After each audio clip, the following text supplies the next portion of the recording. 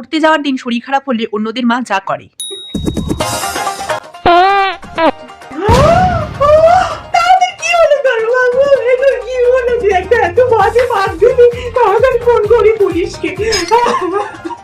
Hello police, তাড়াতাড়ি আসো, আমার বাবুকে নিয়ে যাও হসপিটালে।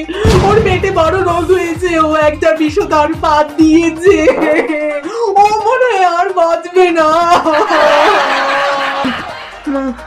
আরে কি হয়ে গেল আমার বাবুর? একটা কি বিষধর পাত দিল, ভগবান, পেটে কি হয়েছে ওর?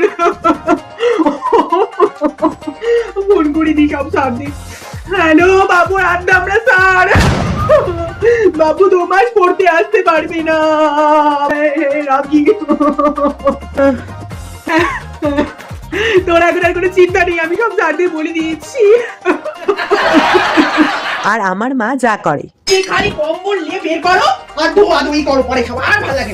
2 দিনের বাকি মাংস খায় না, খুব পেটে ব্যথা, খালি পাতলা পায়খানা হইতেছে। খালি পায়খানায় যাচ্ছি আর আসতেছি, যাচ্ছি আর আসতেছি। আজকে না পড়তে যাইতে ইচ্ছা করতেছে না। কি পড়তে যাবি না মানে? পড়তে না যাওয়ার একদম বাহানা মারবি না।